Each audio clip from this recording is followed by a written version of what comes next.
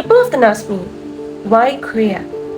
Honestly, I never know where to begin. Because I can't even remember a time when Korea wasn't already part of my life. Looking back, I think it was always there. I grew up in Balong, a small district in Jember, East Java, Indonesia.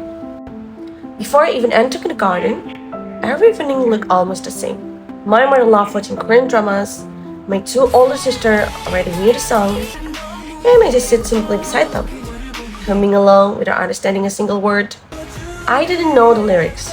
I didn't know the language.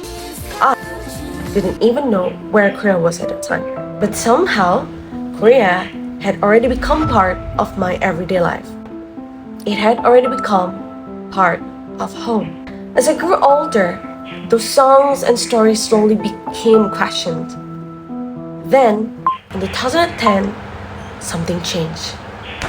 Our little living room suddenly sounded like a football stadium. Well, at that time, I didn't really understand football, but somehow, cheering for Korea felt completely natural. Looking back, I think that was the first time I chose Korea for myself. As I grew even more older, being a fan somehow became a doorway. One song led to another conversation. One conversation led to another friendship. Before I knew it, my world stretched far beyond the small village where I grew up. Somewhere along the way, I stopped seeing Korea as something on a screen. It became people, stories, conversation, and friendship. Years later, I studied law, and the question I asked became even more bigger and deeper.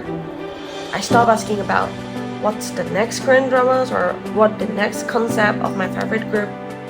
I started asking, how did Korea become the country it is today? I wanted to understand its history, its democracy, its legal system, and everything beyond its remarkable transformation.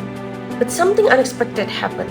The more I learned about Korea, the more I wanted to understand my own country and my own root, Indonesia and ASEAN. Learning about another country never made me love my own country less. It helped me see it differently. None of this was ever part of a perfect plan. I simply keep following one question after another, and somehow, curiosity became learning.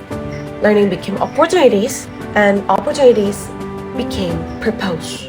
There's one thing people always find surprising. I've never been to Korea, but somehow, Korea has always been part of my life. So, what does Korea mean to me? Well, it isn't only about music. It isn't only about dramas, or it isn't only about a place that I've never been visiting. But it's about the curiosity that grew with me, built me, and affected me positively. And the reminder that understanding another culture and another country doesn't take us farther away from our own. It helps us understand it more deeply and contribute meaningfully. Even with all of this, people often think and say, my journey to Korea hasn't started yet because I've never been there. Maybe they're right. I've never been to Korea, but perhaps that's never been the point. The truth is, Korea didn't arrive all at once. It arrived quietly, one ordinary evening after another, long before I knew where Korea was, long before I ever dreamed of visiting it. Korea had already found its place in my life.